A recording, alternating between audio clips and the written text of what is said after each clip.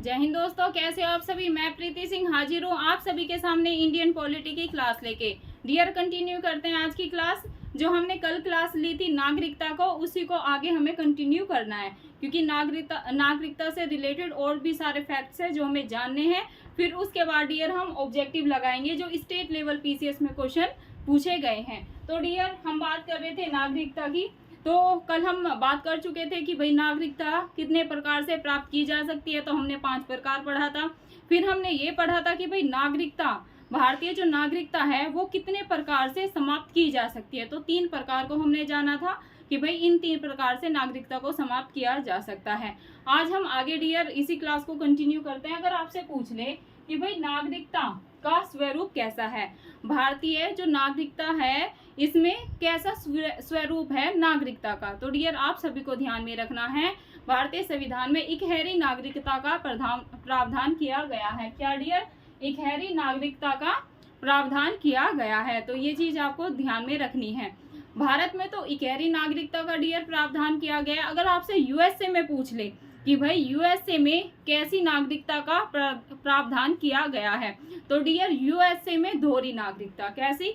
USA में दोहरी नागरिकता का सिद्धांत है, लेकिन भारत में कैसी नागरिकता का सिद्धांत है? इकहरी। ये चीज आपको क्लियर कर लेनी है। देन डियर, अगर आपसे, ये तो हम चर्चा कल की क्लास में कर चुके हैं कि भाई जो नागरिकता है इसका वर्णन संविधान के कौन से भाग में है, तो भाग आपको ध्यान में रखना है डियर, भाग 2 में। किसमें? नागरिकता का वर्णन है भाग 2 में। ये चीज आपको अच्छे से माइंड में बैठा लेनी है। अब हमें ये तो पता चल गया कि भाई भाग 2 में नागरिकता का वर्णन है। अब हमें ये भी पता होना चाहिए कि भाई किस अनुच्छेद में है जो नागरिकता का वर्णन है, वो कौन से अनुच्छेद में है। तो डियर अनुच्छेद भी याद रखेंगे, 5 से लेकर 11। क्या? 5 से लेकर 11 अनुच्छेद तक किसका वर्णन है? नागरिकता का वर्णन है। अब ये सारे अनुच्छेद हम कल की क्लास में कवर ऑलरेडी कर चुके हैं, तो जिन बच्चों ने कल की क्लास नहीं देखी है पहले उनको जाके वो क्लास देखनी है, प्लेलिस्ट में आपको क्लास मिल जाएगी। देन स्टूडेंट, आपसे पूछ सकते हैं एग्जाम में कि भाई नागरिकता संबंधी, नागरिकता से रिलेटेड जो कानून है, मतलब कि जो लॉ है, बनाने का अधिकार किसका है? जो नागरिकता है, भारतीय नागरिकता से रिलेटेड जो लॉ है, कानून है, उन्हें बनाने का अधिकार किसका है? तो डियर आप सभी को लगाना है संसद। क्या? ये अधिकार दिया गया है संसद को। देन डियर कैसे क्वेश्चन बनेगा कि भाई नागरिकता के अर्जन समाप्ति का प्रावधान कौन से अधिनियम के तहत किया गया है? तो डियर आपको अधिनियम याद रखना है, नागरिकता अधिनियम 1955। क्या? नागरिकता अधिनियम 1955। देन आपसे क्वेश्चन ये मैं समझा चुकी हूँ कि भाई दोहरी नागरिकता का सिद्धांत किसने स्वीकार कर रखा है? आपको ऑप्शन में दे देंगे, इंडिया ने, यूएसए ने, ऑस्ट्रेलिया ने या यूएई ने। ऐसे करके ABCD 4 ऑप्शन होंगे। तो डियर आपको ध्यान में दोहरी नागरिकता आ जाए ना तो आपको सिंपल सा लगाना है यूएसए, और इकहरी आ जाए तो आपको क्या लगाना है? आपको लगाना है डियर भारत। आपको क्या लगाना है? आपको लगाना है भारत। देन अगर पूछ ले आपसे कि भाई भारतीय नागरिकों को प्राप्त मूल अधिकार कौन कौन से हैं? क्या डियर? भारतीय नागरिकों को प्राप्त मूल अधिकार बताइए। अब डियर आपको ये भी ध्यान में रखना है कि भाई जो भारतीय नागरिक हैं उन्हें कौन कौन से मूल अधिकार दिए गए हैं। सेकंड, आपको ये ध्यान रखना है कि भारतीय संविधान द्वारा विदेशियों को प्रदत्त कौन से मूल अधिकार दिए हैं, मतलब कि भारतीय संविधान में विदेशियों को कौन से मूल अधिकार दिए गए हैं। तो इन दोनों को हम अच्छे से समझते हैं, क्योंकि यहाँ से भी कई बार स्टेट लेवल पीसीएस में क्वेश्चन बने हैं। तो पहले हम चर्चा करते हैं कि भारतीय नागरिकों को कौन से मूल अधिकार दिए गए हैं। तो डियर 15, 16, 19, 29, 30। अब इन मूल अधिकार में क्या क्या है वो हम जब मूल अधिकार की नेक्स्ट क्लास करेंगे ना तो उसमें डिस्कशन कर लेंगे कि भाई जो अनुच्छेद 15 है इसमें क्या है, अनुच्छेद 16 में क्या है, अनुच्छेद 19 में क्या है, अनुच्छेद 29 में क्या है, अनुच्छेद 30 में क्या है। तो नेक्स्ट क्लास में डिटेल में इस पर चर्चा करेंगे। तो अभी पूरे डिटेल में समझाने का डियर कोई फायदा नहीं है, क्योंकि फिर हम टॉपिक से भटक जाएंगे। देन अगर पूछ ले भारतीय संविधान द्वारा विदेशियों को प्रदान किए गए मूल अधिकार, तो ये आपको ध्यान में रखना है। जो विदेशियों को मूल अधिकार दिए गए हैं वो कौन कौन से हैं? ये है 14। क्या? 14, मतलब कि 14, 20, 21, 21A में क्या है, राइट टू एजुकेशन। देन 22, 23, 24, 25, 26, 27, 28, ये डियर वो मूल अधिकार हैं जो कि विदेशियों को दिए गए हैं। अब इसको आपको अच्छे से वीडियो को 1 से 2 बार देखना है और अच्छे से याद कर लेना है कि भाई भारतीयों को जो मूल अधिकार दिए गए हैं वे कौन से हैं और जो विदेशियों को मूल अधिकार दिए गए हैं वे कौन से हैं। इसमें डिफरेंस आपको देखना है और अपने को क्लियर कर लेना है। देन अगर आपसे पूछ लें कि भाई नागरिकता संशोधन अधिनियम सन 2015 में किन कार्ड धारकों का विलय किया गया, तो डियर ये किया गया था PIO और OCI। अब इनकी फुल फॉर्म क्या है? PIO की फुल फॉर्म है dear person of Indian origin, person of Indian origin. अगर बात करें OCI की फुल फॉर्म क्या है, तो ओवरसीज सिटीजनशिप ऑफ इंडिया। ये चीज आपको ध्यान में रखनी है। देन चलिए डियर अब फटाफट से क्वेश्चन देखते हैं कि भाई स्टेट लेवल PCS में या फिर और भी एग्जाम में यहाँ से कैसे क्वेश्चन बने हैं। तो डियर पहला ही क्वेश्चन है, भारत के संविधान, क्या डियर, भारत के संविधान के किस भाग में हम नागरिकता से संबंधित प्रावधान को पाते हैं, जो कि मैंने आपको सबसे पहले कराया। क्या है डियर, भारत के संविधान के किस भाग में हम नागरिकता से रिलेटेड जो प्रावधान हैं उनको पाते हैं। आपको ऑप्शन में एग्जाम में ऐसे देंगे, भाग 1 में, भाग 2 में, भाग 3 में या भाग 4 में। तो डियर आपको ध्यान में रखना है नागरिकता का कौन सा भाग है, भाग 2। क्या डियर, भाग 2, पार्ट 2, शॉर्ट में लिख लेते हैं ना, पार्ट 2। ये आपको ध्यान में रखना है। क्या है क्वेश्चन, भारत के संविधान के किस भाग में हम नागरिकता से रिलेटेड प्रावधान को पाते हैं। तो आपको क्या लगाना है भाई, भाग 2 में ऐसे प्रावधान पाते हैं, मतलब नागरिकता से रिलेटेड प्रावधान किस में है, भाग 2 में है। अब डियर ये क्वेश्चन यूपी PCS प्री सन 2018 में ऑलरेडी पूछा जा चुका है। अब आपको ये देखना है, देखिए मैं यही बोलती हूँ आप सभी से कि भाई आप किसी भी टीचर पे या किसी भी इंसान पे, है ना, आपको अंधविश्वास नहीं करना चाहिए। आपको विश्वास किस पे करना है, फैक्ट्स पे करना है।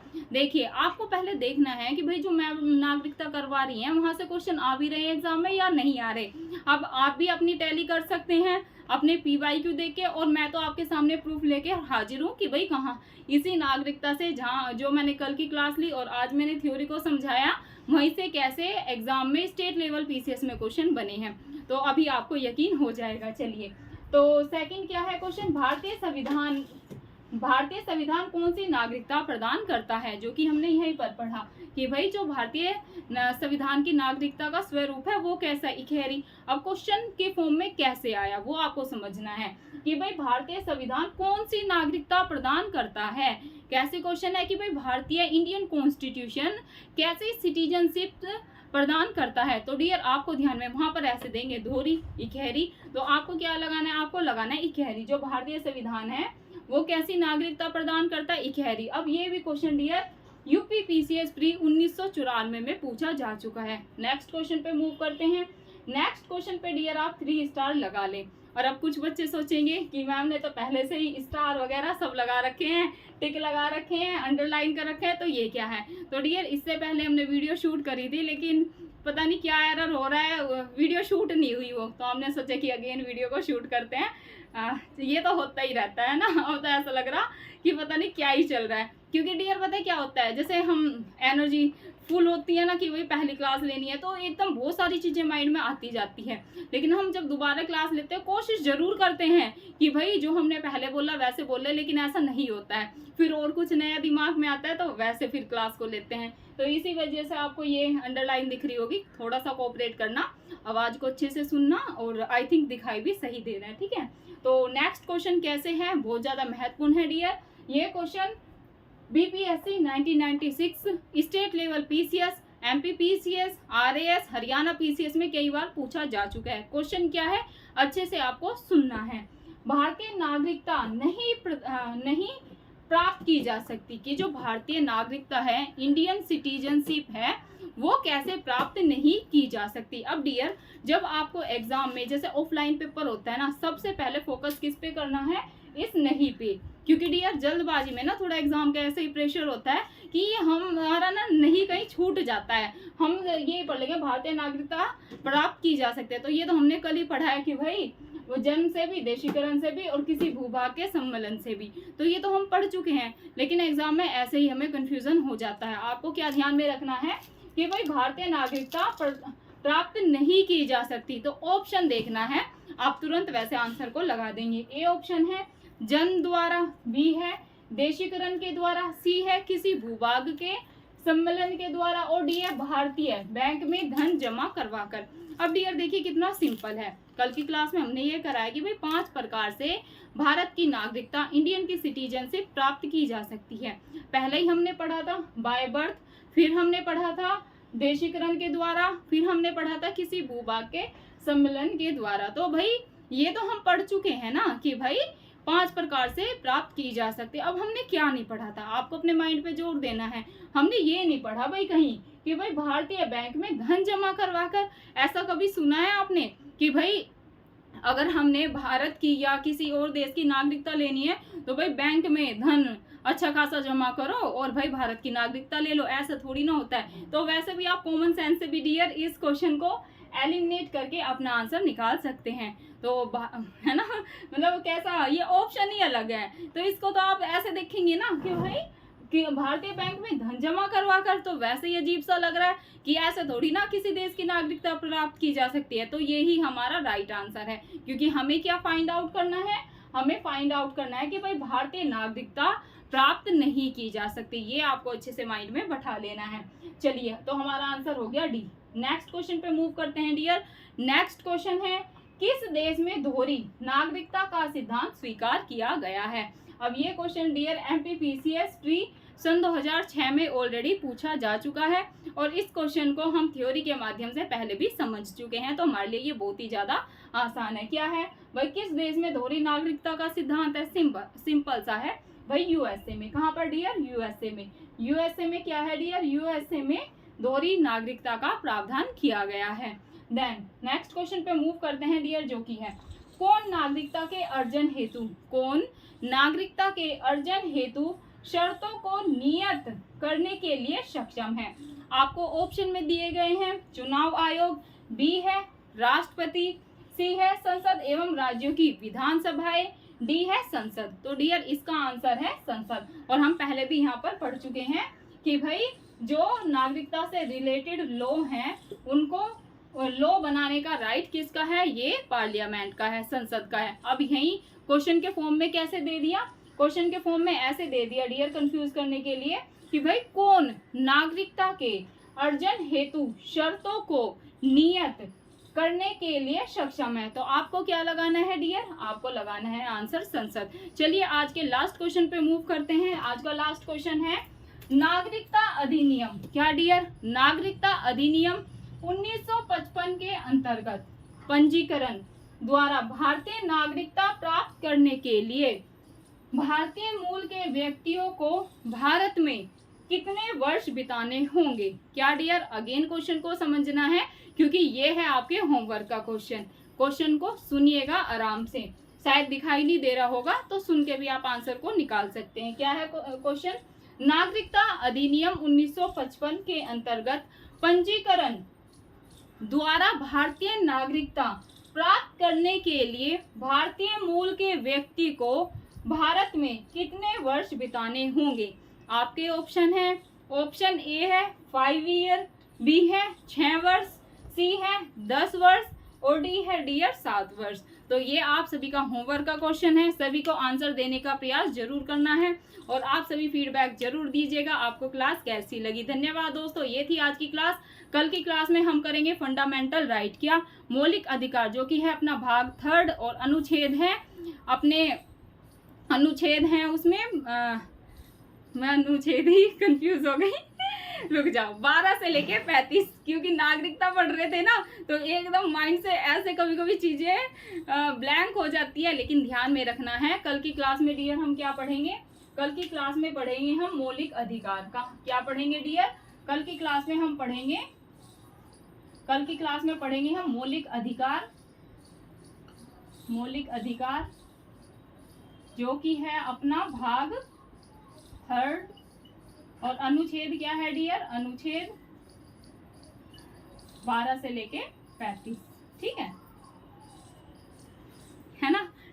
यही है ना, कुछ गलत तो नहीं लिखा। चलिए डियर, ये थी आज की क्लास, और फीडबैक आपको जरूर देना है। वीडियो को ज़्यादा से ज़्यादा शेयर करें। अगर अपने चैनल ईपीएस बाय प्रीति सिंह को सब्सक्राइब नहीं कर रखा है तो सभी बच्चे सब्सक्राइब कर लेंगे। और रिक्वेस्ट यही है डियर, गाँव तक अपनी एजुकेशन की वीडियो पहुँचनी चाहिए। वो कैसे पहुँचेगी, जब आप वीडियो को ज़्यादा से ज़्यादा शेयर करेंगे। डिस्क्रिप्शन में मैं अपना टेलीग्राम लिंक डाल दूंगी, वहाँ पर आपको इस क्लास के भी नोट्स मिल जाएंगे। कल की क्लास के नोट्स डाल दिए थे, तो आप उससे रिवीजन कर सकते हैं। शुक्रिया दोस्तों, ऐसे ही अच्छे से पढ़ाई करते रहे। धन्यवाद।